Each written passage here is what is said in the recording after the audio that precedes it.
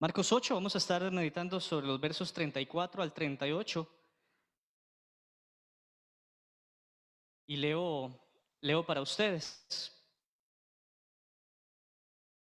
Luego llamó a la gente y a sus discípulos y les dijo: si alguno quiere seguirme, niéguese a sí mismo, tome su cruz y sígame.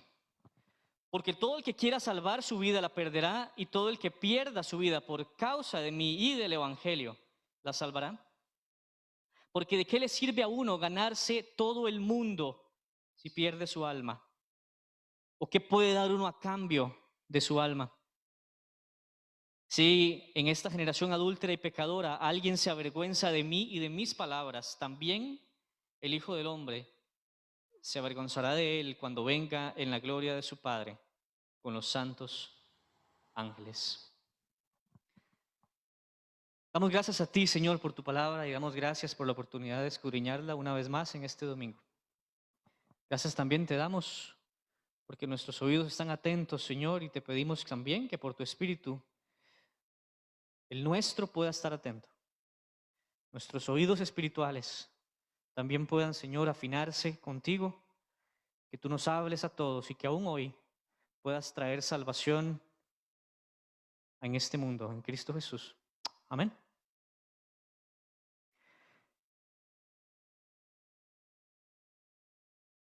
El título del mensaje de hoy tiene que ver con ganar y perder.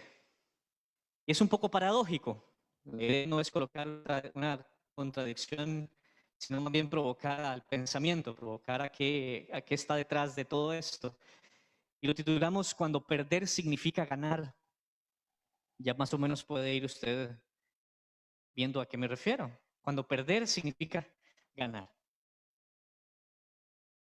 El significado de perder ha ido modificándose con el tiempo. Antes, o es muy común, más bien dicho,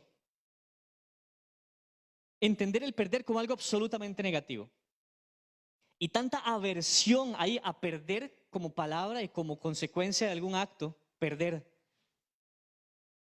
que la nueva generación, en este caso especialmente los de la generación que le llaman millennials, yo soy millennial, no muy orgulloso, pero sí, soy millennial, no tengo mucha opción ahí.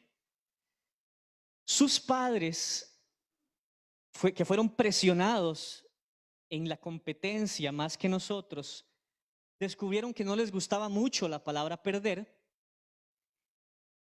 y eliminaron casi la palabra del vocabulario, al punto en que los millennials, por ejemplo, en competiciones reciben medallas de quintos lugares o medallas de séptimos lugares o trofeos al esfuerzo, porque perder es una mala palabra. Perder siempre tiene una connotación negativa, es lo que se nos dice, pero no es el caso. E inclusive se ha escrito ya bastante al respecto en varios artículos que estuve leyendo de los beneficios de perder cosas. Es inevitable perder en esta vida. El punto es, ¿qué es lo que debemos perder también? Y existen ejemplos en nuestra cotidianidad de perder para ganar algo. Por ejemplo, perdemos nuestra juventud, pero ganamos madurez. Perdemos nuestra soltería en pos de formar una familia. Perdemos un trabajo actual por ganar o buscar uno mejor. Perdemos a los hijos que se van de casa para que forjen ellos también su futuro. Y para los que están casados, tal vez me entenderán bastante bien, o mejor que otros, muchas veces es mejor perder un argumento que perder la paz en casa, para ganar la paz si se quiere. Para comprender un poco cómo entender Marcos, voy a permitirme leer un extracto de un recurso llamado Indubiblia, indubiblia.org, que nos hace un bonito relato y nos introduce finalmente a lo que vamos a meditar en esta mañana. Y leo para ustedes esta porción. Todas las emisoras de radio emiten o transmiten las principales noticias del mundo en 30 minutos. Bueno, no he visto noticias Repretel tal vez, pero El Evangelio de Marcos ofrece una aproximación igualmente ágil al narrar la historia de Jesucristo, el Hijo de Dios. Saliendo del anonimato, este singular Dios hombre apareció en los titulares a medida que predicaba y hacía milagros, logrando gran popularidad, así como una oposición mortal.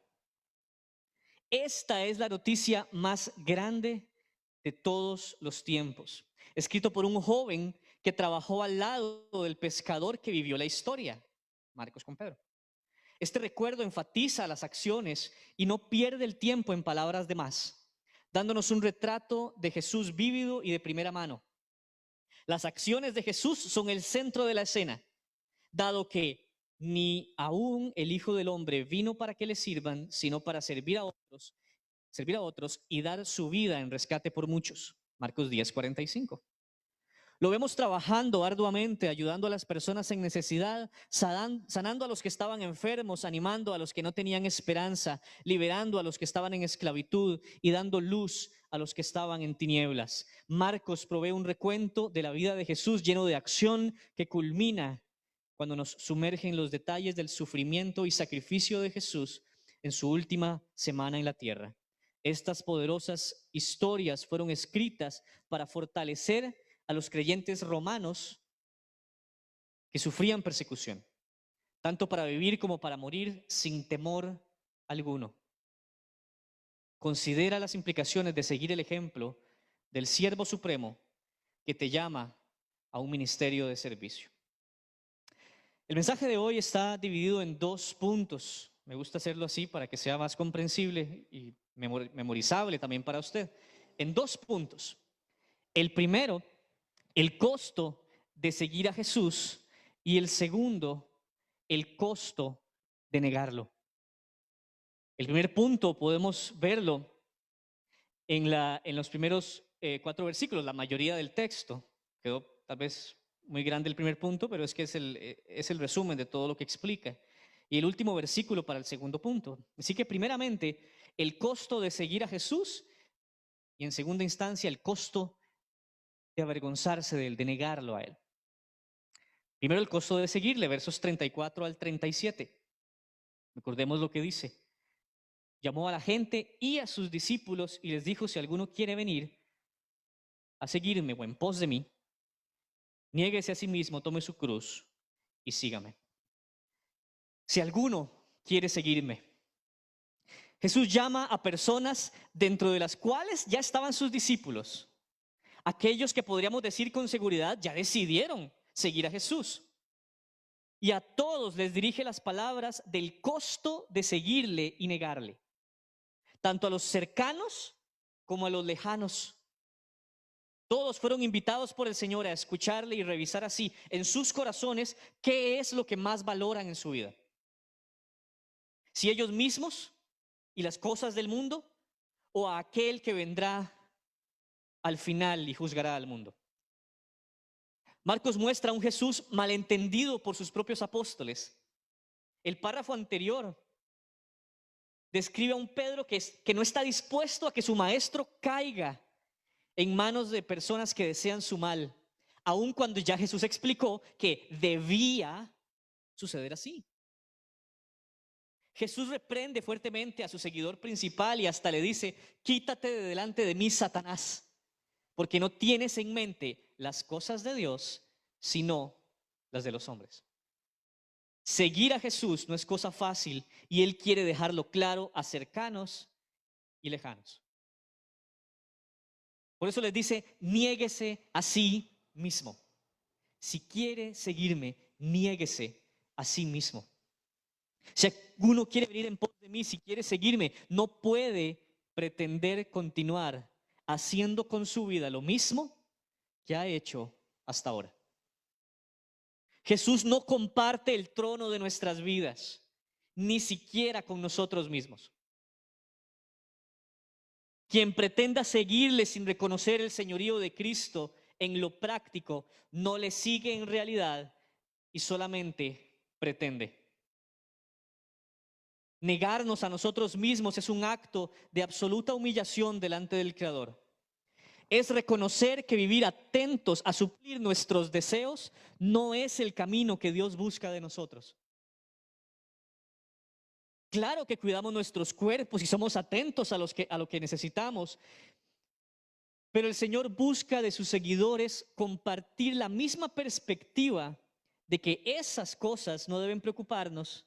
Él cuida de nosotros y que nuestro deseo más grande no debe ser el satisfacer algo de nosotros, sino en satisfacer el requerimiento más importante de nuestra existencia, adorarle a Él. Quien nos dio vida, existencia, nos dio dignidad, nos dio misericordias, gracias y amor sin ninguna obligación. Nadie lo obligó a hacerlo.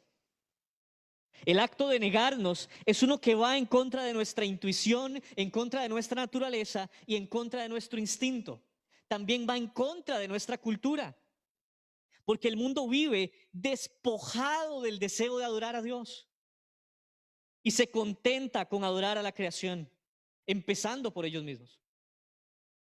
Por eso sus domingos son de quedarse en casa descansando y viendo tele, qué sé yo, y no de presentar adoración en familia de fe. Por eso sus tiempos a solas son para la pornografía, el licor y las envidias en vez de para la oración, la lectura bíblica y la meditación en él. Por eso sus bocas profieren maldición, insulto, mentiras y chismes en vez de alabanzas y consejos sabios que acerquen a los que escuchan al Señor. Quien no se niega a sí mismo y reconoce a Jesús como Señor es idólatra en su corazón y una gran pérdida se le aproxima. Niéguese a sí mismo, tome su cruz. Jesús no le ha dicho a nadie cómo será ejecutado. En este momento, la cruz no representa una imagen de esperanza a nadie. No representa victoria sobre la muerte y el pecado. No es una señal del cual sentirse inspirado. Es una señal de condena, de vergüenza y de un destino reservado solo a los peores malhechores de la época. Esta ejecución romana que tomaron prestada de los persas, que hacía a los condenados a muerte a caminar cargando su propia herramienta de ejecución. Tomar la cruz es una solicitud muy dura, tanto como el negarse a uno mismo, porque implica estar dispuestos a ir a una muerte humillante y dolorosa si queremos seguir a Jesús. El mundo se encargará de dar su merecido a quienes se atreven a exponer sus malas obras de la misma manera en la que la luz expone a las tinieblas, a lo que está en ellas. Jesús es la luz de los hombres y nosotros la luz del mundo. Exponer el pecado de la humanidad significa una declaración de guerra y Jesús quiere que sus seguidores sepan contar ese costo. Seguirle, hermanos, seguirle está reservado para las personas más valerosas que niegan sus comodidades en este mundo para ir hasta las últimas consecuencias con respecto a dejarlo todo atrás por estar con Jesucristo. ¿Qué debes negar de ti mismo? ¿Qué no estás dispuesto a soltar? ¿Crees que realmente a eso a lo que te aferras te salvará la vida en el día final? Jesús ya ha dicho que muchos se animan a andar detrás de Él, pero que pocos son realmente los que se unen a Él. Debemos revisar nuestras vidas y temer más a vernos sin Jesús que a vernos sin las cosas que hay, por las que hay que renunciar si es que realmente queremos contar el costo de estar con Él por siempre.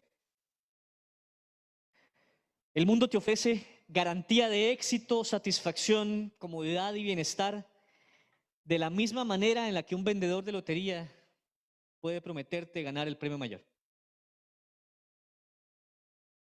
Las promesas del mundo nos engañan a aferrarnos al mundo para que al final quedemos como siempre insatisfechos. Oh, cuántas estrellas alcanzaron el éxito y la fama, el dinero y mucho más, y terminaron odiando su vida tanto que hasta acabaron con ella. Murieron vacíos, estando llenos de ellos mismos. Jesús nos dice, no te llenes de ti mismo, vacíate, niégate a ti mismo, toma tu cruz y sígueme.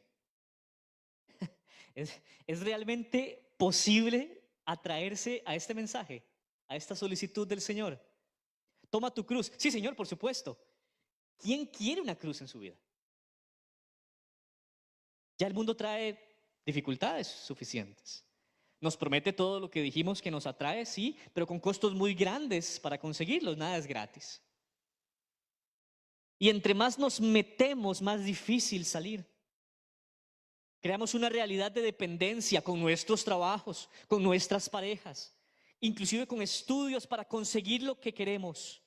Nada puede hacernos frente a la búsqueda de nuestros sueños. Jesús nos dice, te lo cambio todo por una cruz. ¿Qué tal esa oferta?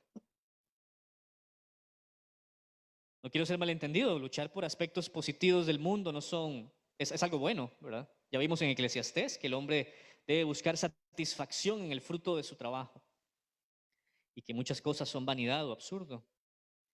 Pero en la fe cristiana, a todo eso se le llama añadidura. No son fines en sí mismos, también hasta son medios de gracia para alabar a Dios por sus misericordias con nosotros. Tomar la cruz solo es posible solamente para quienes rompen compromisos con el mundo. Es para quienes no pueden esconder su fe en su trabajo, aún a pesar del miedo del rechazo.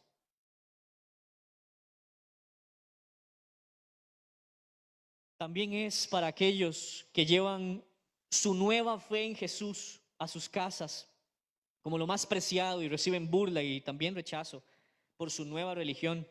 Vaya a ser rico al pastor con diezmos, es lo que se les dice. Tomar la cruz es para quienes se negarán a seguir la corriente de cada día.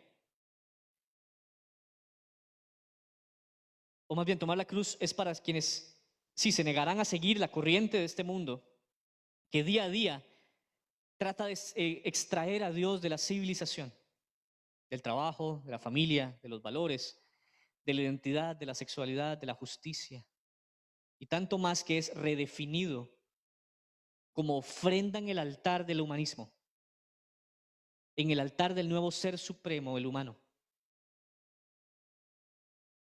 Tomar la cruz para seguirle solo para valientes que resistirán negándose a sí mismos.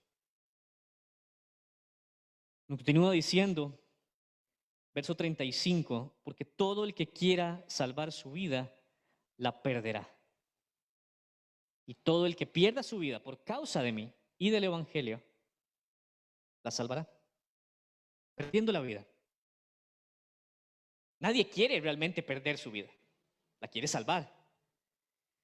Pero las personas en la época de Jesús estaban enfocadas en conseguir sus propias vidas con sus propios esfuerzos, su propia salvación, cumpliendo la ley, mas sin ningún éxito.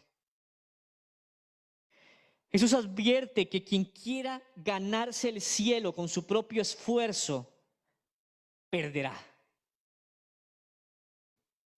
No es posible complacer a Dios con nuestras obras. No es posible satisfacer la justicia de Dios con lo que hagamos, con buenos actos. Dios no tiene pesas calibrando buenas con malas obras para definir nuestro día final. Ni todos nuestros buenos actos juntos van a compensar nuestra ofensa más pequeña delante de un Dios santo. He dado antes la ilustración de un juez humano que jamás se permitirá declarar inocente a un asesino confeso, por más que éste haya ayudado a viejitas a cruzar la calle o haya hecho actos muy buenos durante su vida. Si llamamos justo a un juez humano que no se deja influenciar por tan absurdos argumentos, ¿Por qué pensaríamos que eso sí puede persuadir a Dios a cometer injusticia? No, Dios, no puedes juzgarme porque ya he hecho buenas cosas también, más bien que mal. Dios es justo y juzgará lo malo, y no hay buenas obras que puedan compensar. Por eso, quien quiera salvar su vida por sus propios medios, con sus buenas obras, encontrará que la perderá. No podemos salvarnos a nosotros mismos. Si quieres ganar tu vida con tus intentos, de ser bueno, fracasarás. En las palabras de Jesús, perderás tu vida. Pero entonces, ¿qué se puede hacer? Por eso dice, porque todo el que quiera salvar su vida, más bien la perderá. Pero todo aquel que pierda su vida por causa de mí y del Evangelio, la salvará o la ganará. Ganar la vida. Es decir, perder nuestra vida significa no confiar en nuestras propias obras para salvación. La verdadera vida humana no se encuentra en algo que podemos hacer para satisfacer nosotros la justicia de Dios. Jesús nos pide perder nuestra vida, perder todo nuestro compromiso con el mundo, perder creernos el centro de nuestras vidas, perder la confianza en nuestra falsa capacidad de llevarnos a la vida eterna por nuestra propia cuenta. Los judíos y los discípulos creían que podían lograrlo, que estaba en ellos por haber nacido con la nacionalidad correcta y que con un poco de esfuerzo Dios le daría vida. Pero no era así. Y son llamados de la misma manera en que nosotros lo somos hoy, a perder sus vidas a causa de Jesús y de su evangelio. Perder nuestras vidas a causa suya y de su evangelio se trata de creer en Jesús como suficiente Salvador. Es confiar en aquel en quien no hubo pecado, aquel quien logró satisfacer la justicia de Dios con su propia vida. Es sabernos completos en Él, porque su muerte fue perfecta y su vida nos fue entregada como regalo de justificación. Somos declarados justos no por lo que hayamos hecho nosotros, sino por lo que hizo Jesús, si realmente creemos en Él. El Padre que una vez dijo que se complace en su Hijo amado, ahora puede complacerse en los creyentes porque la vida de su Hijo fue imputada a la del creyente, fue cargada a su cuenta. A la cruz fue Jesús para cargar nuestro pecado y al cielo iremos nosotros, pues la vida de Jesús nos fue cargada. Creer en Jesús es hallar verdadera vida, es encontrar el tesoro más importante escondido en un terreno que nos hace vender todo para comprar este terreno y quedarnos con ese tesoro. Creer en Jesús es hallar una perla de precio incalculable y vender todo lo que teníamos para comprar esa perla y poseerla. No hay mejor evangelio, que significa una buena noticia, que aquella que nos libera de intentar ganar nuestra vida con nuestro esfuerzo, que al final sabemos que fracasarán. La buena noticia es que podemos depositar nuestra confianza en Jesús como el rescatador de una vida de pecados a la cual no queremos más volver. El Evangelio de Jesús da vida a todo humano que cree. Somos pecadores, culpables de cada acto inmoral que hemos cometido. Dios ha tomado ofensa total a nuestras vidas de mentira, de robo, de lujuria, de blasfemia, de idolatría y tanto más. Y el justo pago es nuestra condena. Nos ha puesto nuestra perdición delante de nuestros ojos para hallarnos en bancarrota espiritual. Pero al mismo tiempo ha provisto un sustituto, a su propio Hijo, por nosotros. Ya no para darnos justicia que resulta en nuestra condenación, sino que otro cumpla esa justicia en nuestro lugar. Que su Hijo pague por lo que otros cometieron o cometimos.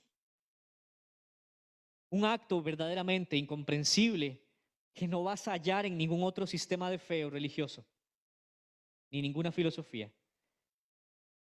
Dios se da por sus enemigos. Pero no solo da su vida, sino que la toma de vuelta y la reparte a todos los que confían en Él. Eso es la fe cristiana.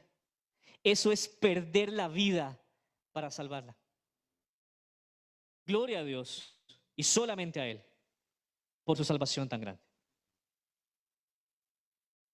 Versos 36 y 37 insisten sobre el mismo punto y Jesús les dice, porque ¿de qué le sirve a uno ganarse todo el mundo, ganar el mundo entero, si pierde su alma? ¿O qué puede dar uno a cambio de su alma?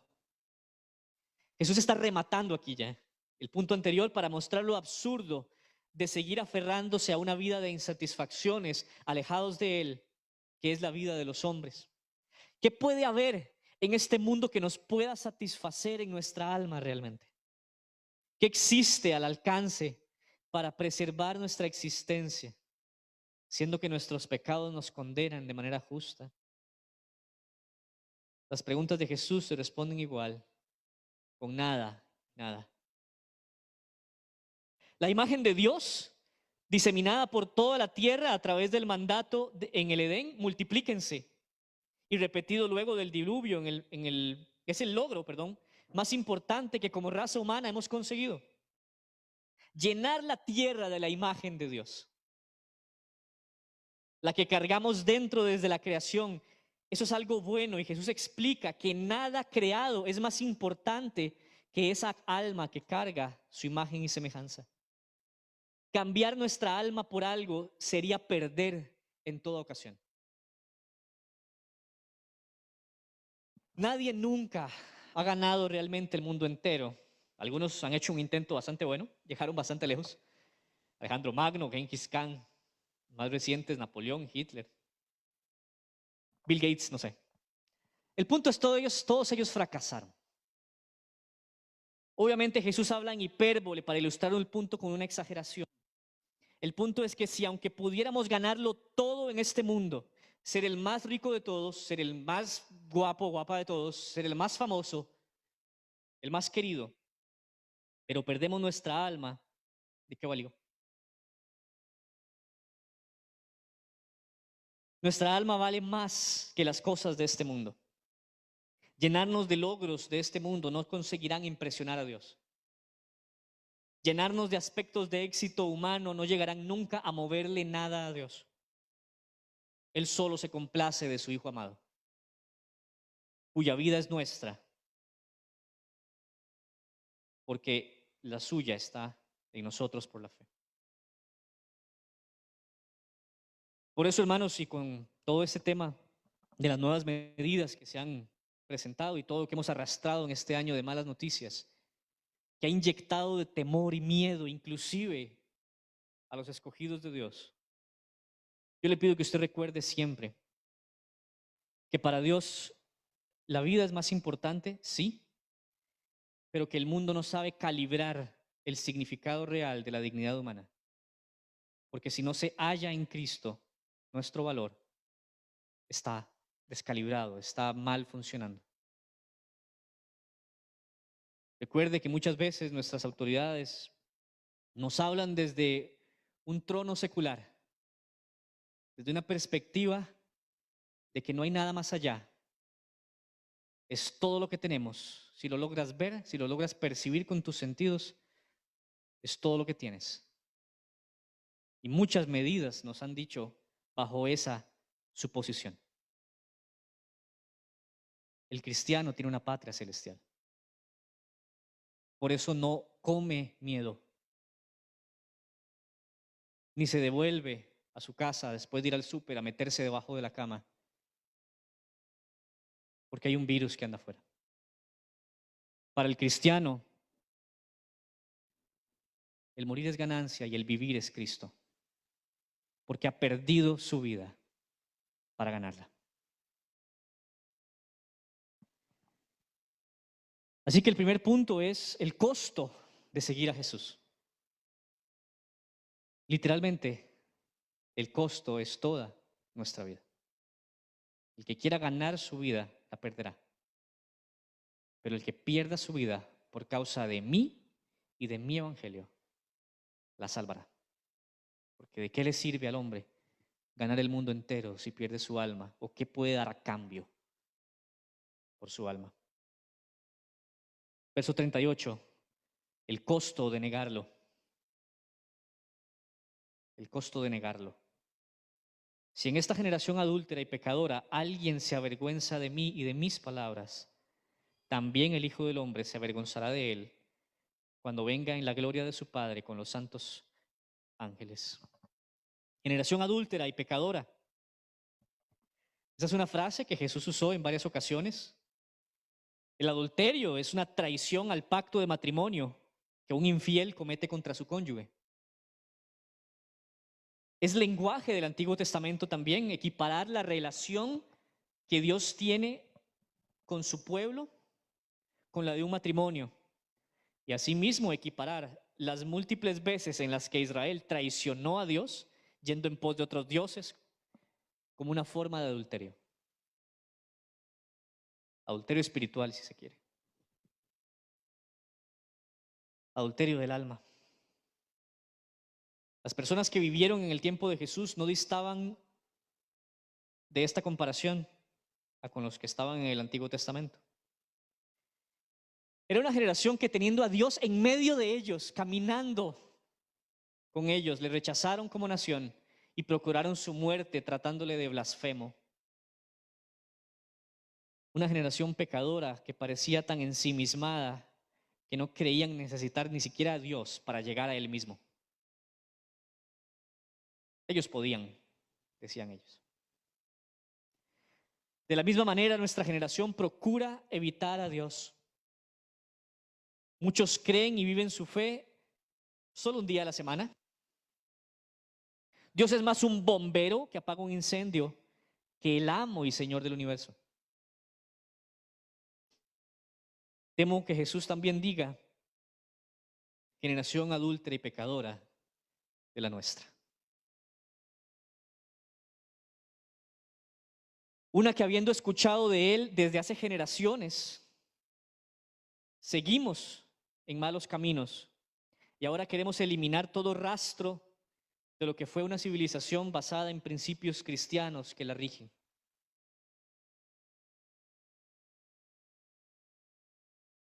Jesús dice,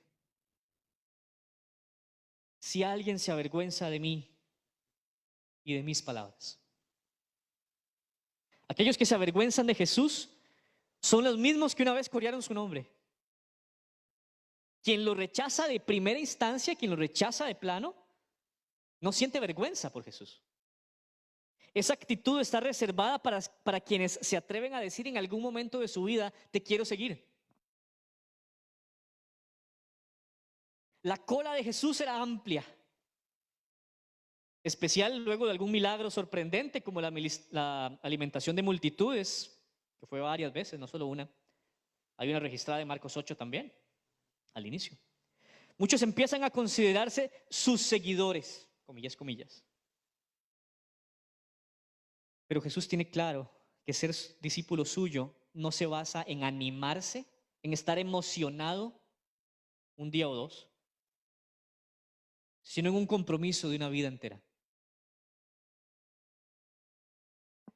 La iglesia es una que siempre se ha compuesto por verdaderos y falsos, siempre, por fieles e infieles, por comprometidos y simpatizantes.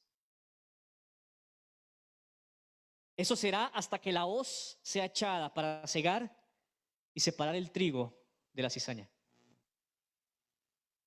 Revisemos nuestros corazones y comprobemos nuestro seguir a Jesús. si aguanta persecución y hostilidad, si resiste tempestades y pruebas, si somos capaces de negarnos a nosotros mismos, tomar una cruz, o si le negamos avergonzados, como lo hicieron Judas y Pedro, aunque sabemos que Pedro fue restituido. Tengamos cuidado de avergonzarnos de Jesús y de sus palabras cuando el día de los balazos llega.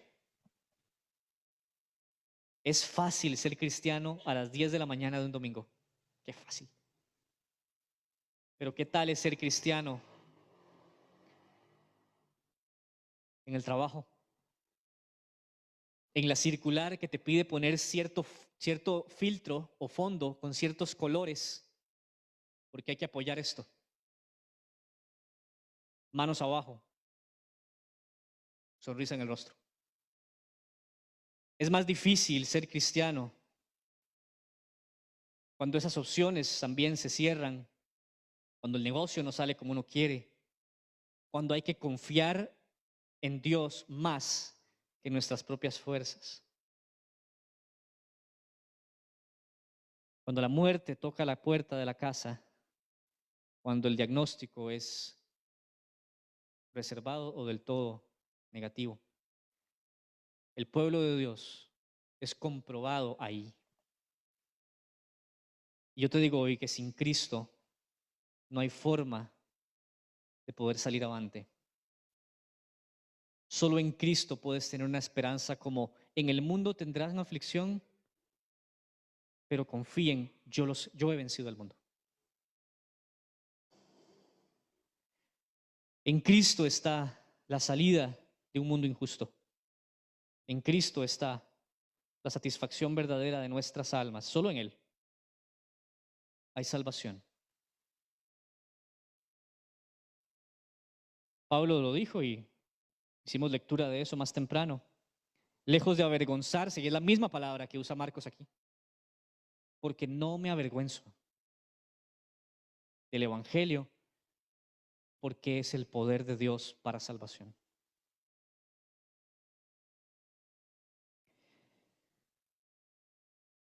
Si esta generación adúltera y pecadora se atreve a avergonzarse de Él y de sus palabras, dice, también el Hijo del Hombre se avergonzará de Él. Como respuesta a la vergüenza de Jesús, y recuerden, no es una vergüenza de alguien que está ya alejado, es alguien que está cercano, que cree estar cerca. El que lo rechaza de plano, ese no está avergonzado de Jesús, es más el que le sigue. Por eso Jesús al principio, verso 34, dice que llamó a la gente que le estaba siguiendo y a sus discípulos. Y estas palabras fueron dichas a todos ellos, a cercanos y más lejanos. La consecuencia más importante que sufre un falso creyente es que Jesús mismo le niegue en el día final. Escuchar a Jesús decir, nunca los conocí, aléjense de mí, ustedes que viven sin ley. Son las peores palabras que alguien puede escuchar. Y el acto de Jesús de negar o avergonzarse a los que se avergüenzan de Él y de sus palabras delante de su Padre en su segunda venida con sus santos ángeles, no es sino debido a que han escuchado el Evangelio y lo han rechazado. Se avergüenzan de mí y de mis palabras, dice Jesús. O sea, escucharon el Evangelio, vieron a Jesús y se avergonzaron de Él. Hoy usted escucha el Evangelio. Quizá una vez más. ¿Hasta cuándo reaccionarás a Él? Si Jesús viniera hoy, ¿se tendría que avergonzar de ti? ¿O te confesaría como suyo delante de su Padre? Reacciona al Evangelio hoy. Cree en el Señor Jesús y serás salvo. Hoy puede ser el día en el que confesando tu pecado y confiando en Él, Jesús te reciba, establezca una relación inquebrantable contigo y te prospere literalmente hasta el cielo, ¿qué tienes que perder? El que quiera ganar su vida, la perderá. Pero el que pierda su vida por causa mía y de mi evangelio, la salvará. ¿Qué tienes que perder?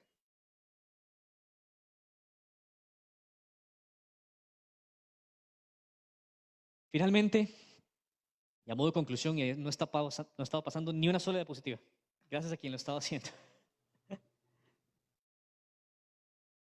Como conclusión, quizá final, podemos entender de que muchos quieren seguirle. Pocos están dispuestos a contar el costo.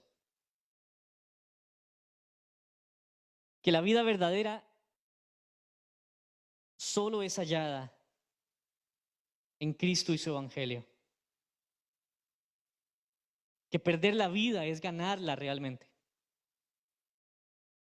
Que avergonzarnos de Jesús y de su evangelio, de sus palabras, es despreciar la vida misma. Y que Jesús vendrá y se avergonzará de muchos cuando regrese delante de su Padre con sus santos ángeles y con su iglesia.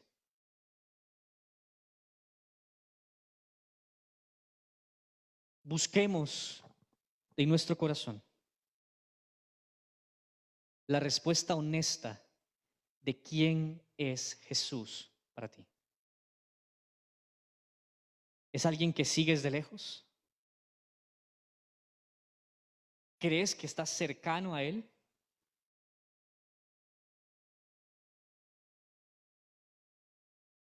Sea cual sea, la solicitud es la misma.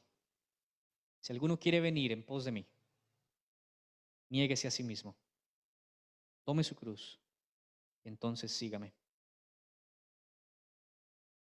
¿Fácil? No. ¿Necesario? Sí. Urgente hoy. No rechaces más ni te avergüences más del Evangelio, porque es el poder de Dios para salvación al que cree. Jesús está delante de nosotros, ya sea como juez o como sustituto, con su ira o su misericordia. Él puede ser el sustituto, y lo es, de todo aquel que confía en Él. Esa cruz la llevó Él. Tomar la nuestra, por duro que sea, también significa padecer, pero para ganar. ¿Qué estás dispuesto a perder? Jesús te pide todo. No compartirá el trono de su vida contigo. Al final, no será así.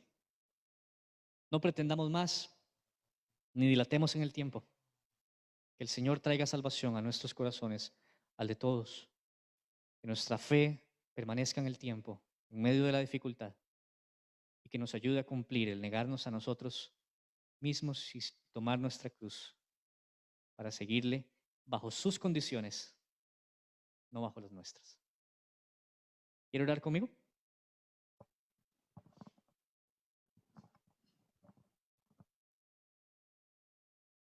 Buen Dios y Rey, tuyo es el reino, tuyo es el imperio, es el poder, es la gloria por siempre, oh Dios. Aunque nos distraigamos con este mundo, no podemos evitar esa realidad. Tú gobernarás tu creación por siempre, así como lo haces hoy. Y algún día se acabará tu paciencia y caerá tu ira justa sobre los injustos. Dios, pero has sabido en el cumplimiento del tiempo, en el momento exacto de la historia humana, proveer al Cordero que hoy ha sido inmolado por los pecados de su pueblo, para que todo aquel que cree no reciba tu justicia, sino la gracia de una vida eterna. Gracias por Cristo. Gracias por Jesús. Y si aún hoy, Señor, has confrontado un corazón y éste está dispuesto a confesar su pecado delante de ti y confesar a Jesús como Señor y Salvador de tu vida, te damos gloria y honra. Porque tu palabra dice que la salvación es tuya. Como tu pueblo te agradecemos y te brindamos nuestro reconocimiento. El honor sea solo a ti, la alabanza solo a tu nombre, porque para siempre reinas y porque en Cristo has sabido glorificar tu propio nombre. Fíjense en el nombre de Jesús que oramos. Amén. Dios le bendiga, hermano. ¿Tenés entre 12 a 18 años? Te esperamos en la Socie de El Betel, sábados a las 3:30 p.m. Cerca y personal, todos los sábados a las 6 p.m. Nos conectamos vía Zoom.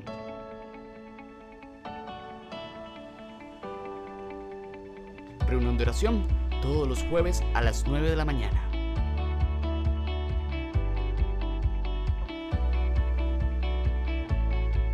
Servicio dominical, 10 de la mañana, Iglesia El Betel en Llorente de Tibás. Además, transmisión vía Facebook Live. Células virtuales, durante el mes de mayo a las 7 p.m.